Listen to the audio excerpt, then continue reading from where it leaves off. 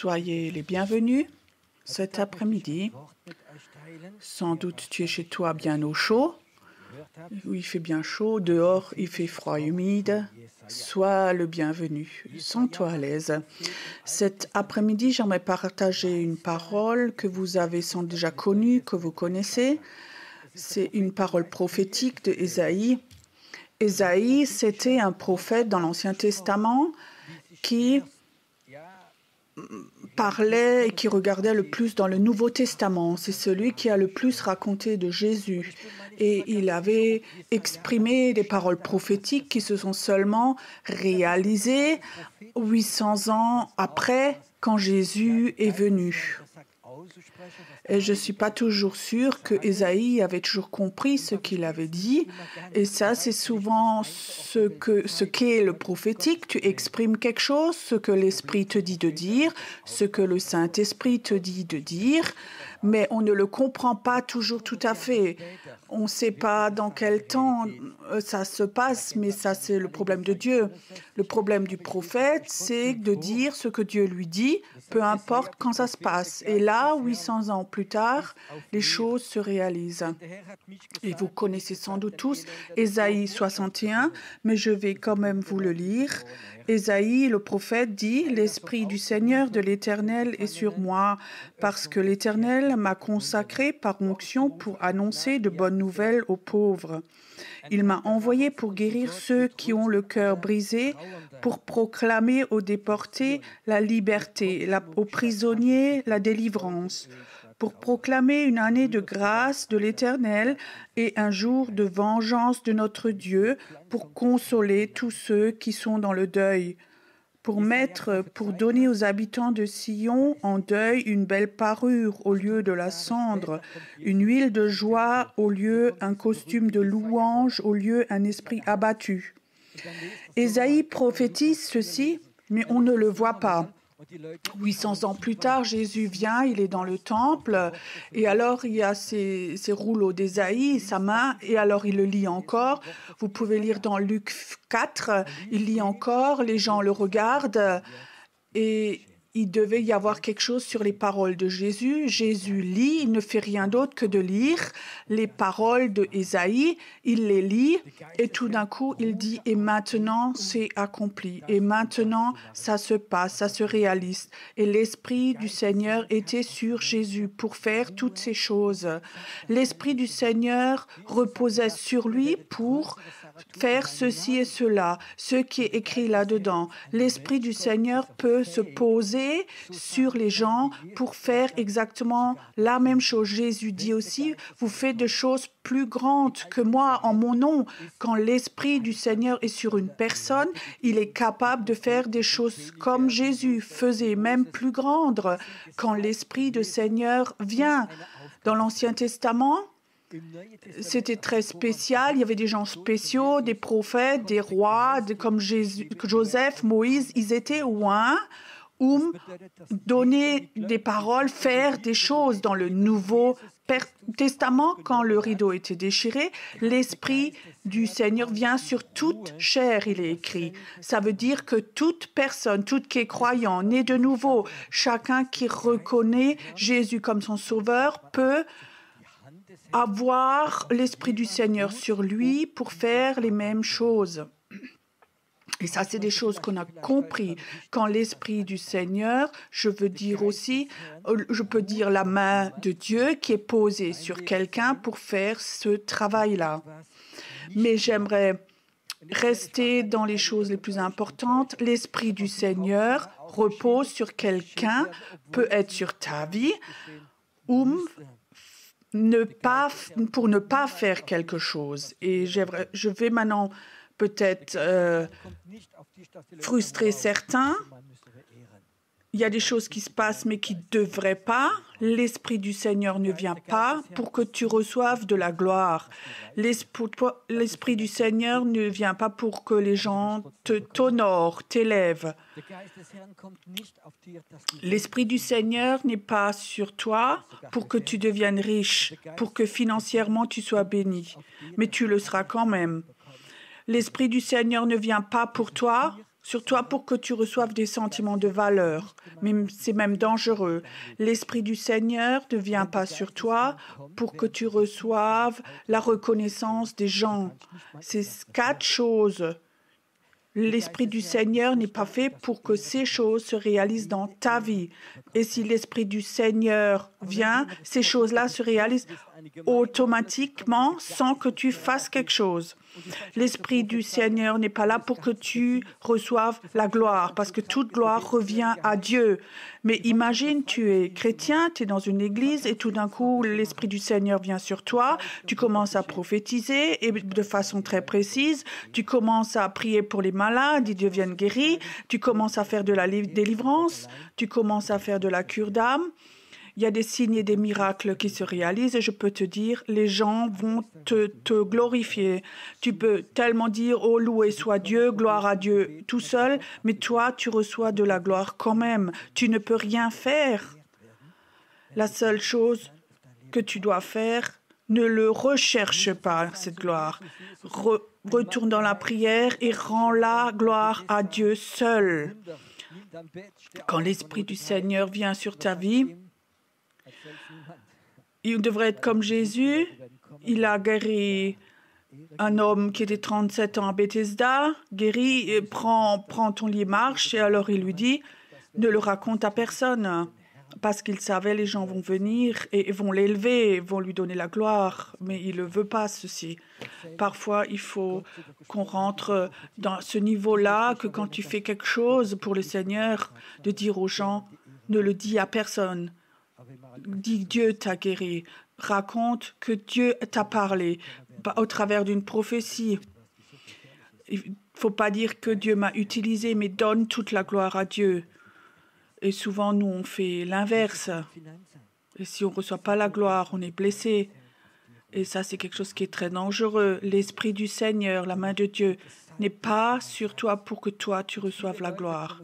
Commencez avec les finances, je veux te dire, quand l'Esprit du Seigneur est sur toi, quand la main de Dieu est sur toi, sur ta vie, quand tu es oint, comme on dit, beaucoup de gens viennent à la foi.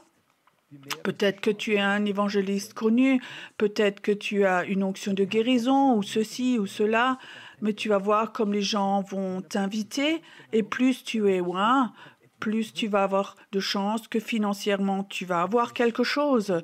Quand la main de Dieu est sur ta vie, les gens vont même avoir tendance à te bénir, parce que quand on te bénit, il y a quelque chose qui revient. Quand j'étais un jeune pasteur au début, j'avais quelques contacts, des orateurs très connus, et je voulais l'inviter. Et alors j'ai entendu que cette personne, pour le week-end, donc il fallait lui payer 70 à 80 000 euros.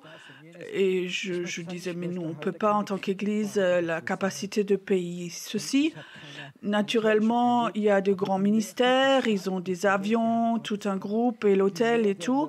Mais j'aimerais dire, aujourd'hui, je ne veux pas faire de critique, mais je n'ai pas eu de déception. Mais plus tu es loin, plus la main de Dieu est sur toi, plus les gens vont t'inviter et te donner beaucoup d'argent. Mais si tu es loin,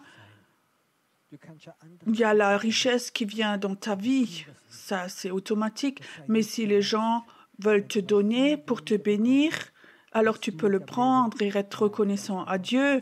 Tu peux bénir d'autres aussi avec, mais ne recherche pas l'argent, la richesse. Ne sois pas blessé si tu reçois une fois beaucoup moins que ce qu'on te donnerait ou ce que tu voudrais. Souvent, on m'a appelé pour être invité pour prêcher. Et alors, on me dit, mais Pierrot, combien tu demandes, toi? Alors, je te dis, moi, j'ai jamais dans ma vie demandé quoi que ce soit pour prêcher. Si les gens veulent me donner quelque chose, ils doivent me le donner. Mais je n'aimerais pas le demander. Je sais que Dieu, c'est celui qui pourvoit tous mes besoins. Mais si tu as cette main sur toi, Dieu ne cherche pas, Dieu va te bénir automatiquement.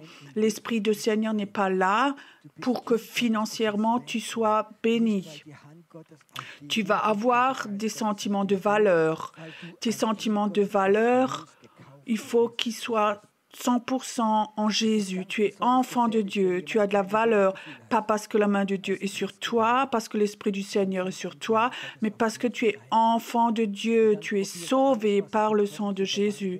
C'est très dangereux quand quelqu'un n'a pas des sentiments de valeur. Il est devenu chrétien et alors la main de Dieu commence à être sur lui.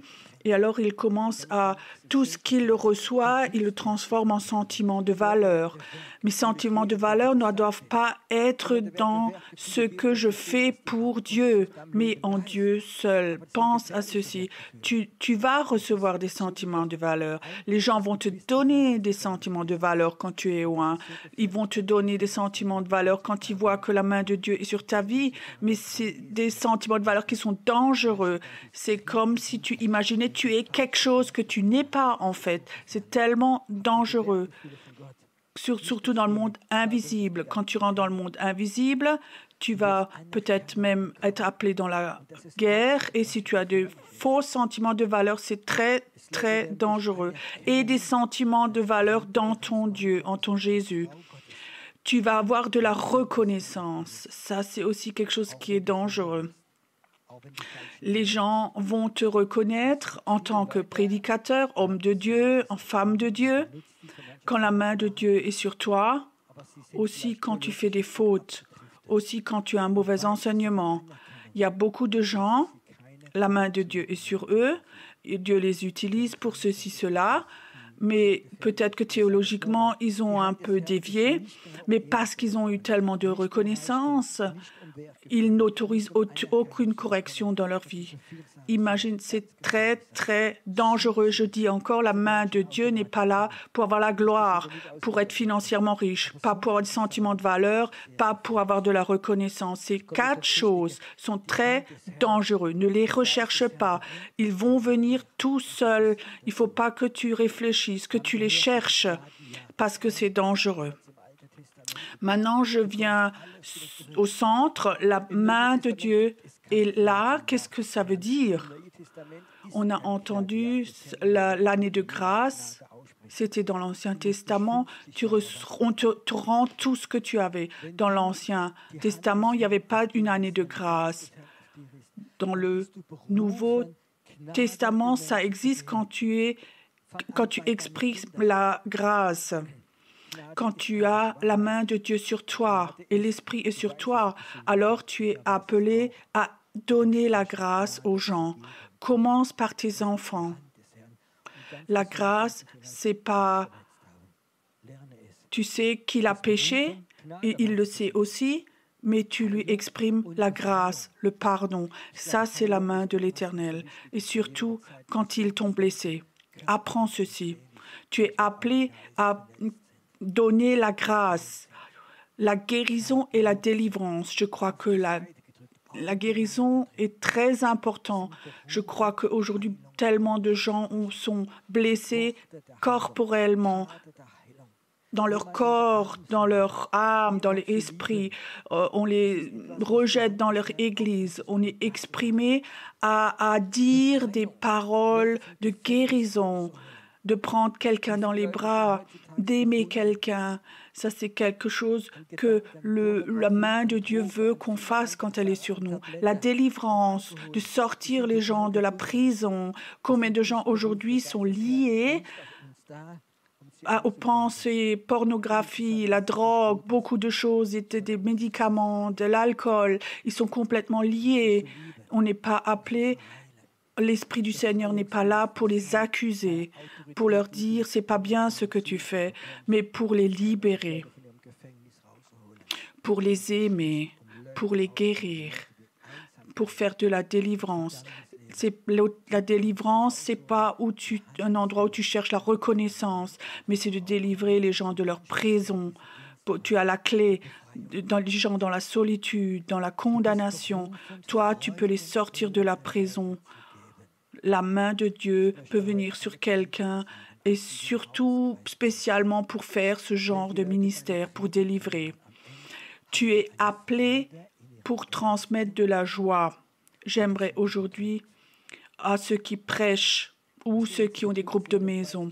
Quand les gens entendent ta prédication à la fin, est-ce qu'ils ont une joie dans leur esprit ou est-ce qu'ils sont oppressés? Tu sais, quand ils se sentent oppressés à la fin, est-ce que c'est la main de Dieu qui est sur toi ou la main de l'accusateur des frères? Quand tu vas à l'église et que tu rentres, que tu es oppressé, je ne crois pas que celui qui a prêché, que la main de Dieu était sur lui.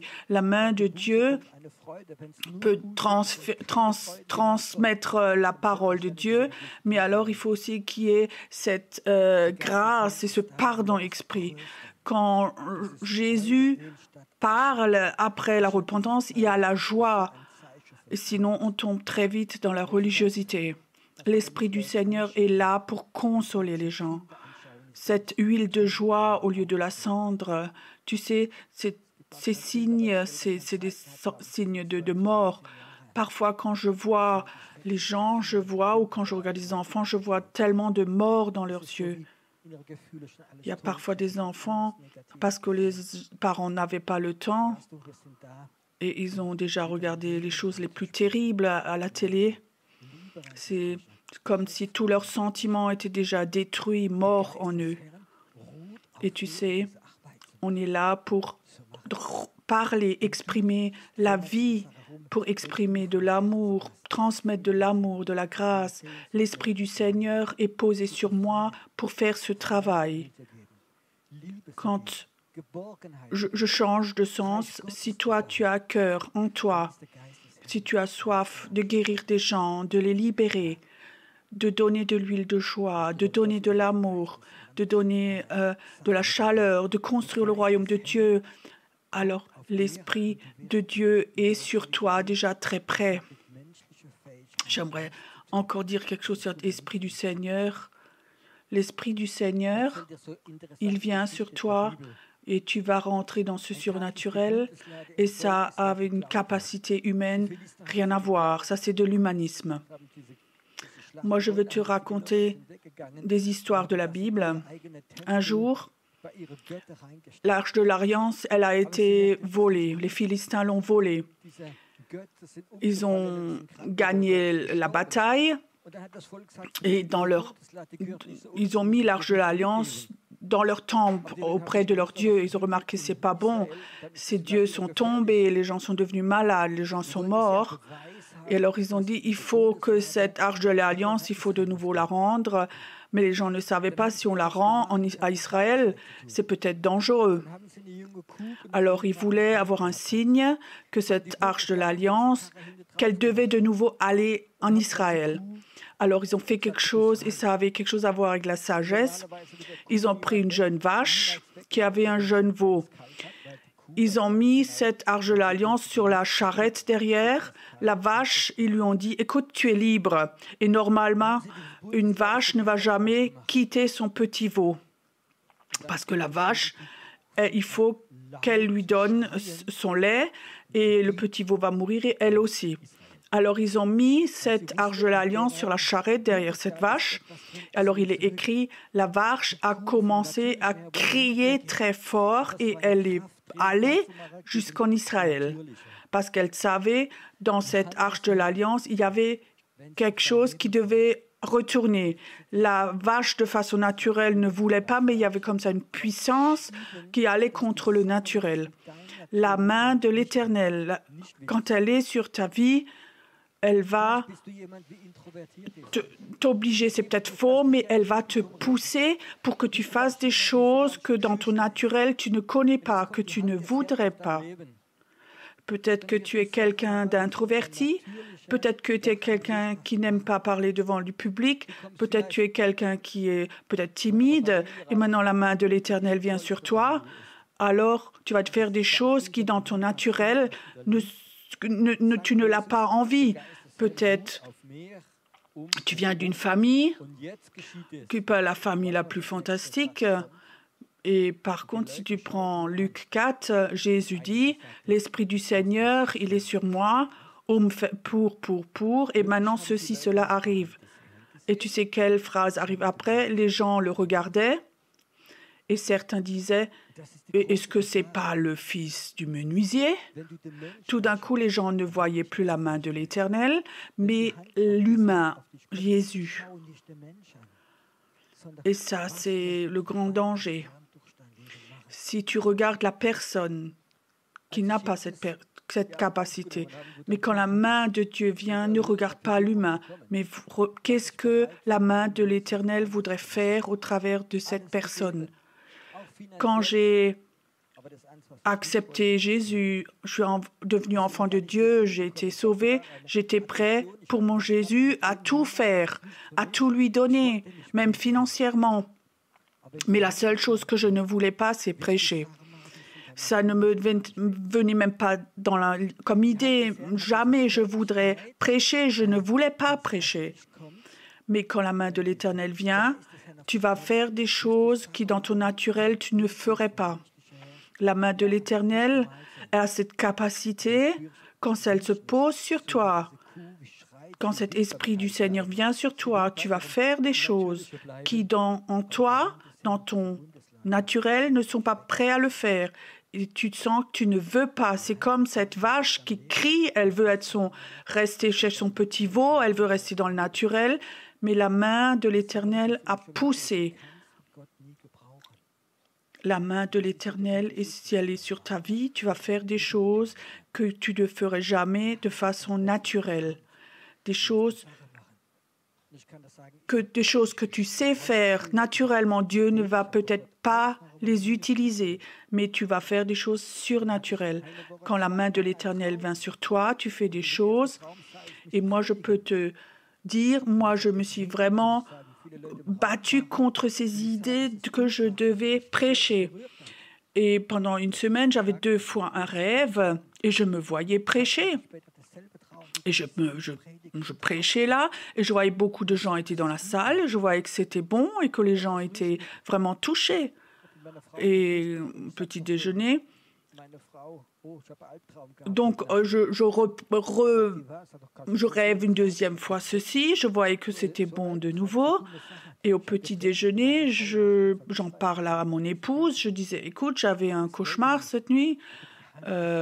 Imagine, dans ce rêve, c'était comme un cauchemar. J'ai rêvé que je prêchais. Tout en moi ne voulait pas, mais l'Éternel était sur moi. Et ma femme me disait, mais moi, je sais que tu vas prêcher. Et quand la main de Dieu est sur quelqu'un, tu fais des choses surnaturelles. La main de l'Éternel est là pour construire le royaume de Dieu.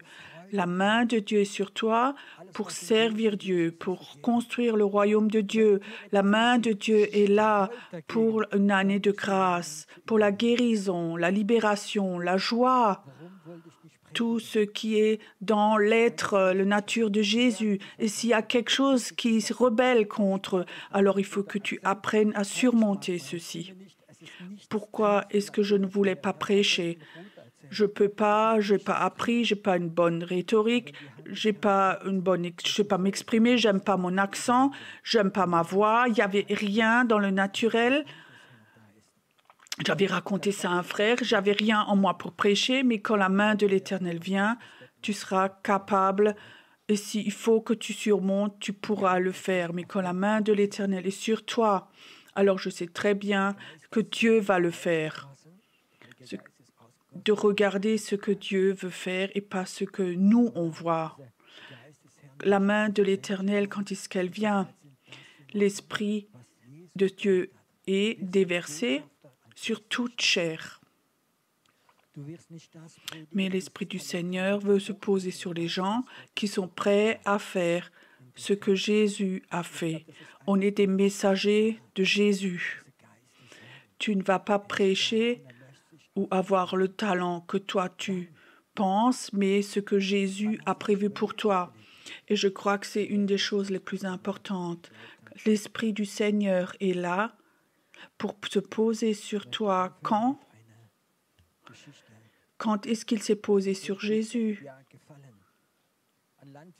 Quand il l'a dit, quand il l'a exprimé, alors ça s'est passé. J'aimerais arrêter avec une dernière histoire qui me plaît particulièrement. Un paysan, il se promène dans les montagnes et il voit un nid d'aigle. Et l'aigle n'est parti. Il avait peut-être un accident, il n'était plus là.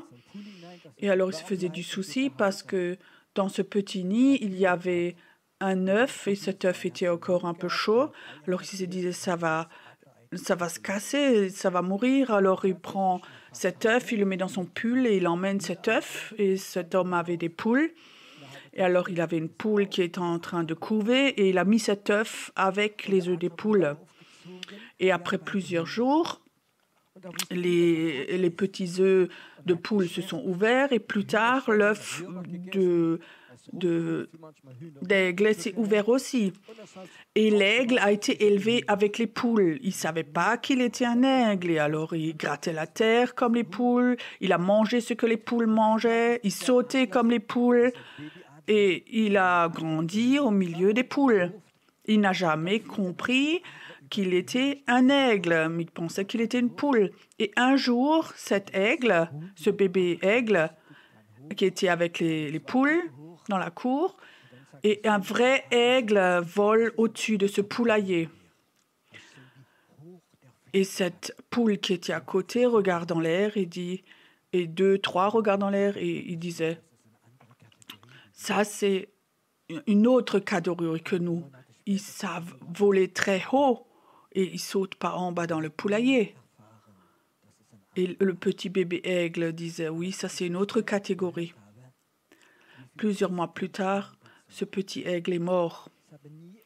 Et il n'a jamais pris conscience que lui-même était un aigle.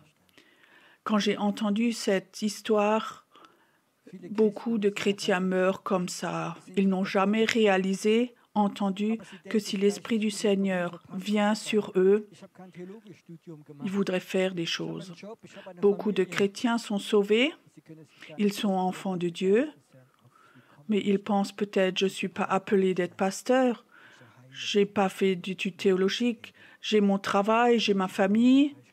Ils ne peuvent pas imaginer que l'Esprit du Seigneur veut se poser sur eux, veut les utiliser pour guérir, délivrer, donner de l'amour, faire des signes et des miracles, construire le royaume de Dieu.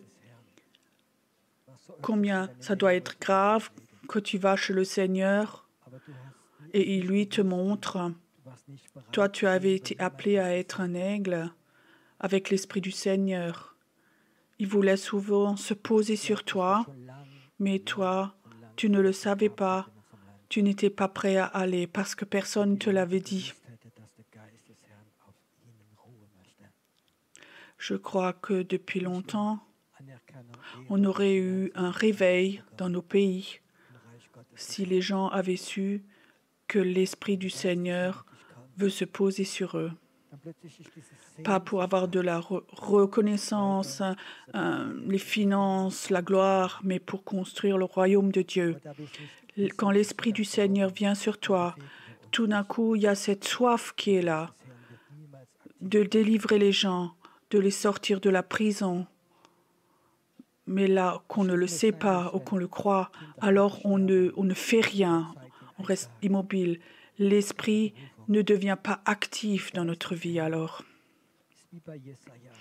Combien ça doit être grave quand les enfants de Dieu meurent et un jour Dieu leur montre ton appel, l'Esprit du Seigneur. C'est comme dans Ésaïe, avait été appelé sur ta vie. Et peut-être que toi, tu vas dire, mais Seigneur, quand est-ce que j'ai entendu ça? Quand est-ce que tu m'as dit ça? C'est le dimanche après-midi. En novembre, il y avait un prédicateur qui parlait de ceci. Je voulais te montrer que l'Esprit du Seigneur est là, qui veut se poser sur toi. Peut-être que tu es là et tu dis, c'est une prédication intéressante. Et l'Esprit de Dieu dit, non, ce n'est pas une prédication intéressante. J'aimerais parler avec toi.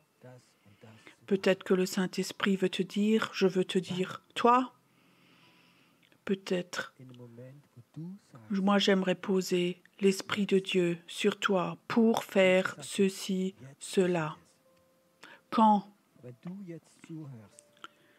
Au moment où toi tu le dis, maintenant, Jésus disait, maintenant ça se réalise. Si maintenant tu écoutes, toi ici, si toi maintenant, si tu sens et que tu crois que le Saint-Esprit veut te dire, toi, qui te parle à toi, alors peu importe où tu te trouves, alors lève-toi maintenant, mets-toi devant ton Dieu. Moi, je ne te vois pas, mais Dieu te voit. Parfois, se lever signifie secouer tout ce qui est humain de soi, toute résignation, toute déception, de tout secouer ce qui est en nous. Se lever et de faire un pas en avant, un pas vers Dieu. Tu sais pourquoi? Parce que la Bible dit, si toi tu fais un pas vers Dieu, Dieu fait un pas en ta direction.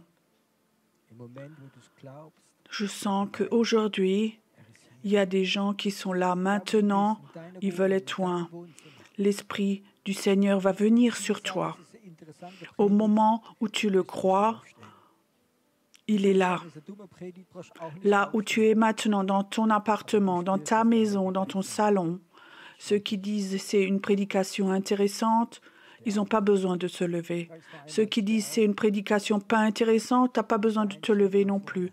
Mais si tu sens que le Saint-Esprit te dit, je veux toi, je te veux toi, je veux t'utiliser, alors je te dis, lève-toi, fais un pas en avant, un pas dans la direction de Dieu et dis, Seigneur, je suis là. Et maintenant, je libère ceci. Et maintenant, je dis, oui, Seigneur. L'Esprit du Seigneur doit être sur ma vie. Et je vais faire ce que le Seigneur me dit de faire. Je vais arrêter d'être concentré sur ma personne, mon passé, mes fautes, sur mes faiblesses, parce que je ne suis rien d'autre qu'un porteur de l'Esprit de Dieu. Et je te vois comme tu vas aller. Et tu vas peut-être aujourd'hui même, demain, peut-être tu vas rencontrer quelqu'un et tu sais l'Esprit du Seigneur veut lui parler. Arrête de vouloir convertir les gens à une religion, mais exprime des paroles de guérison, de grâce, d'amour, de l'amour de Dieu. Exprime-les et tu vas dire comme l'Esprit du Seigneur va se poser sur tes paroles et ça va avoir de l'autorité. Et alors quand tu l'as fait, retire-toi. Donne toute la gloire à Dieu seul. Et alors l'Esprit du Seigneur va t'utiliser, t'utiliser, t'utiliser. La Bible dit, aujourd'hui, si tu entends ma voix, aujourd'hui, c'est aujourd'hui. Aujourd'hui, c'est maintenant pour toi. Si tu l'as fait,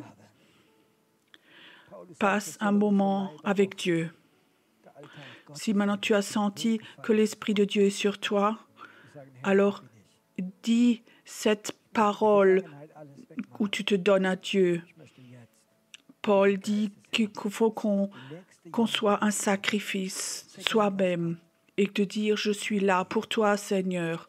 Enlève tout ton passé et je voudrais maintenant que l'Esprit du Seigneur, maintenant je voudrais vivre ceci, peu importe ce qu'il y avait, qui je suis.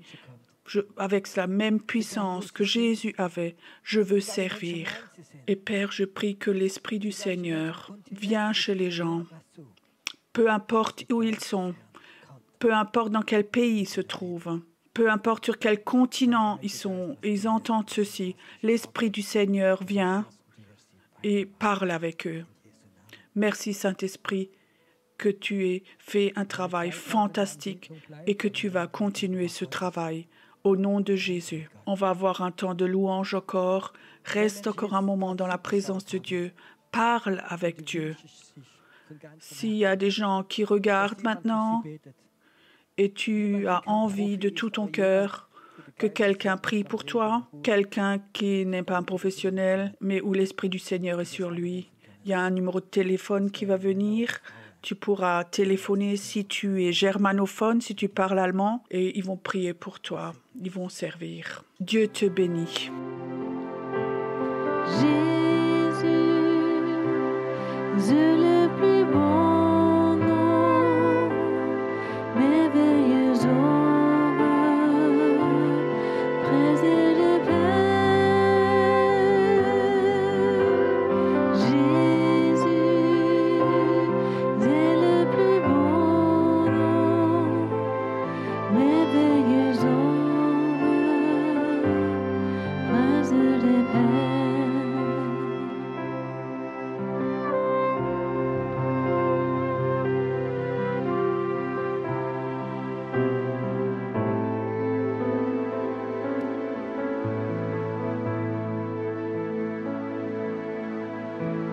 Jésus, c'est le plus beau nom, merveilleux sauveur, Prince de paix. Jésus, c'est le plus beau nom, merveilleux sauveur, Prince de paix. Emmanuel, Dieu avec nous.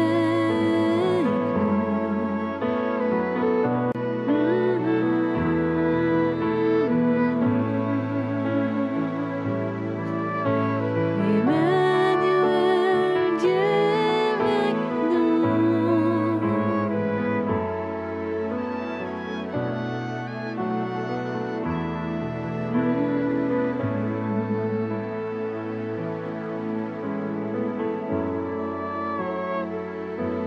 source de joie, parole de vie. Jésus, c'est le plus beau nom, merveilleux sauveur, Prince de paix. Jésus, c'est le plus beau nom, merveilleux sauveur, Prince de paix.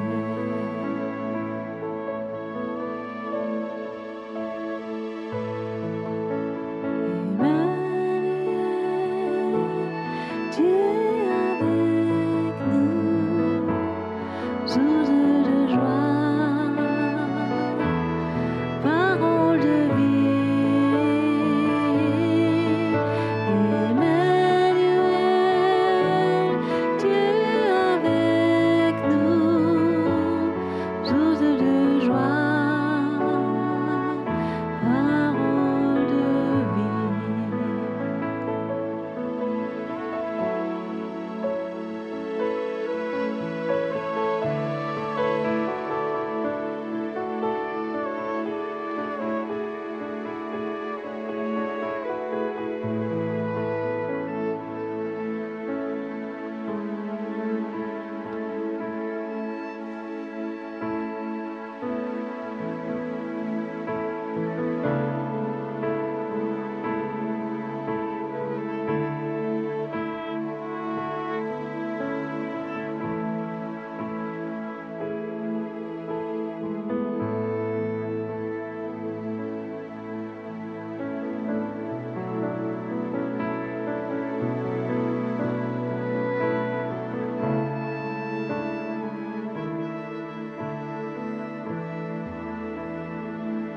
Jésus, nous te couronnons, nous te proclamons. Jésus,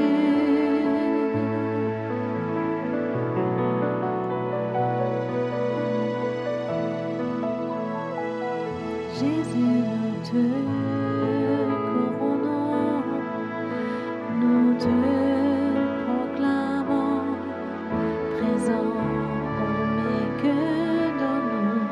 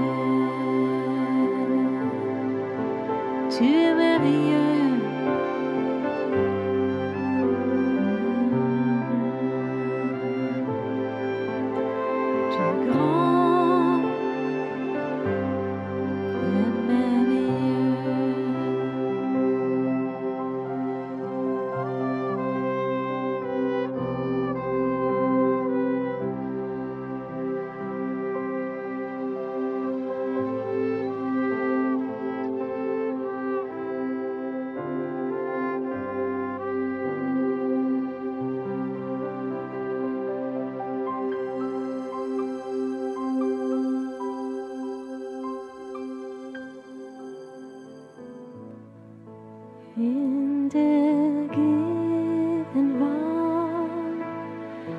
seiner Herrlichkeit. Gott ist so mächtig.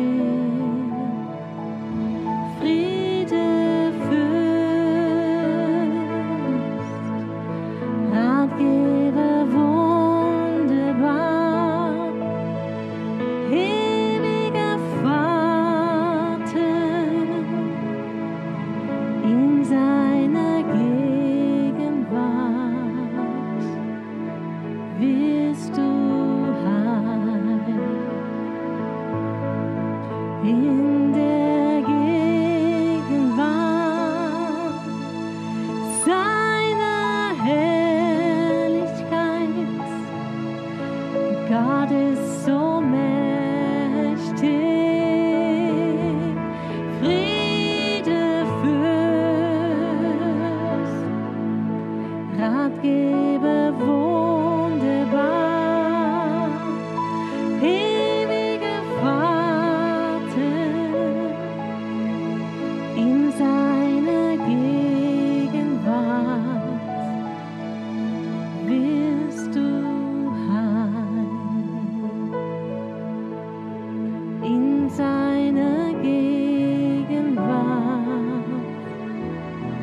wirst du heil.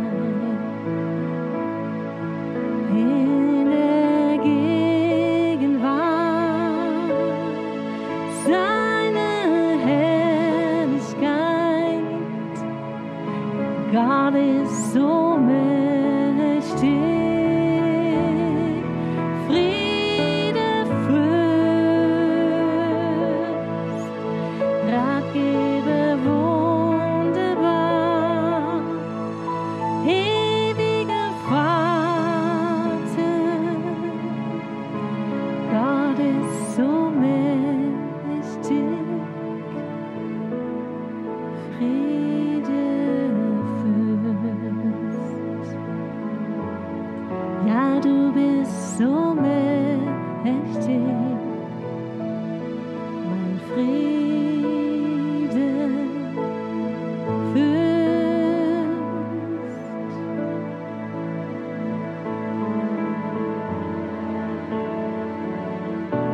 Du bist so mächtig, oh, du bist mein Friede, Fürst. Jesus, ich erhebe dich, ich erhebe dich. Mein Jesus, ich erhebe dich, denn du bist König. Mein Jesus, ich erhebe dich, denn du bist König.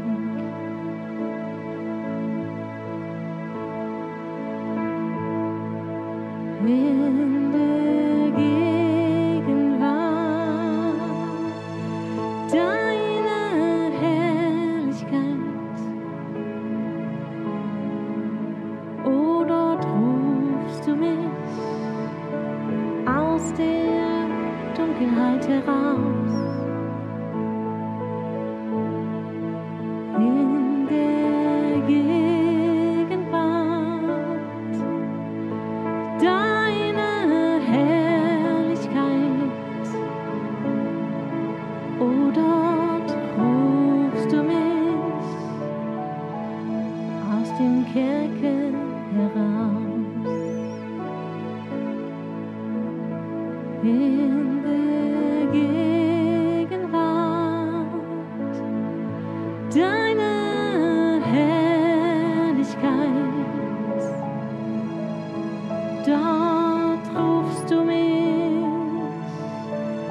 aus der Gefangenschaft heraus.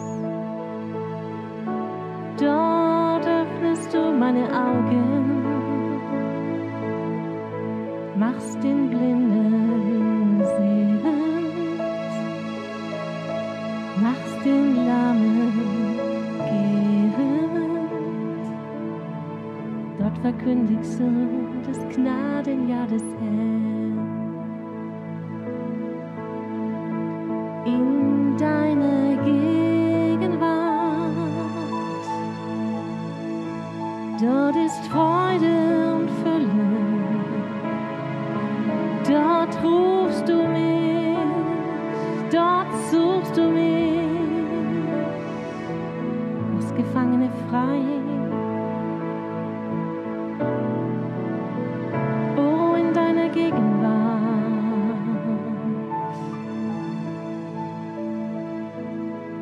dort ist Heilung für mich.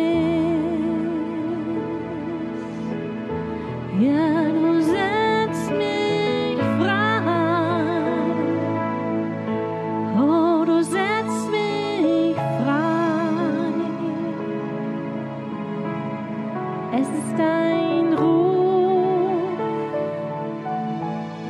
Er setzt mich frei.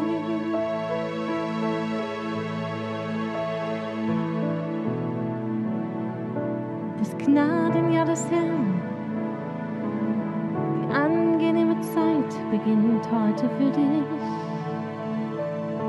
Die angenehme Zeit beginnt heute für dich. Denn du bist frei wie ein Adler. Oh, flieg, kleiner Adler, flieg, flieg, Adler Gottes, du bist frei. Ja, du bist frei, denn ich rufe dich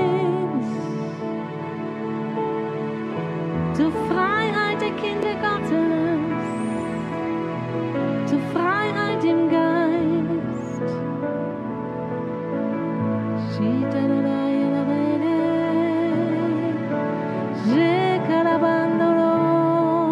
Sei frei. Oh, Herr, dein Heiliger Geist ist uns gegeben zur Auferbauung und zu trösten.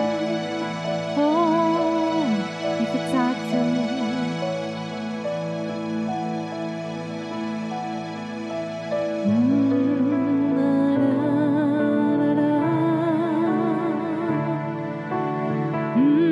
Jetzt soll es geschehen, jetzt soll es geschehen, jetzt soll es geschehen.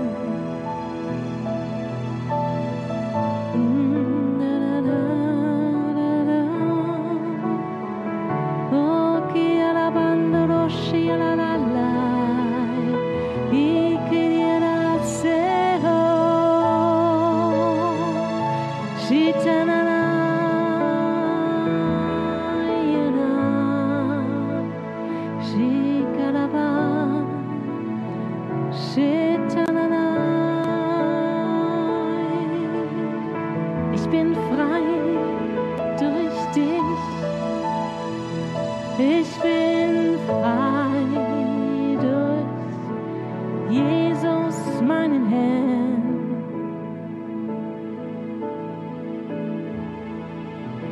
Und das Gnadenjahr des Herrn, es beginnt für mich. Jetzt soll es geschehen. Und die angenehme Zeit bricht an. Jetzt soll es geschehen für dich.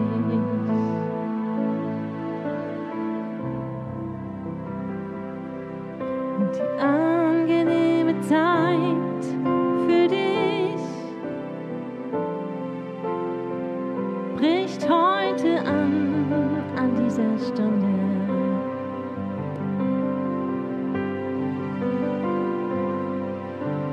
Komm, jetzt ist die Zeit, wir beten an.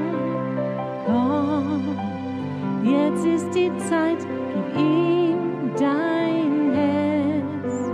Komm, so wie du bist, und bete an.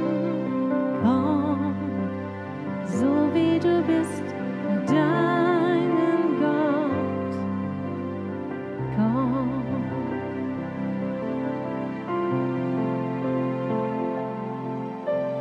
Komm, jetzt ist die Zeit, wir beten an. Komm, jetzt ist die Zeit, gib ihm dein Herz. Komm, so wie du bist, und bete an. Komm, so wie du bist vor deinem Gott. Oh, komm.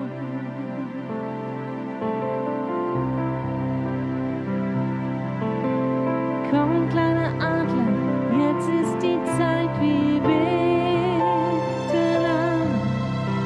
Komm, jetzt ist die Zeit, gib ihm dein Herz. Komm, so wie du bist, und bete an. Komm, so wie du bist.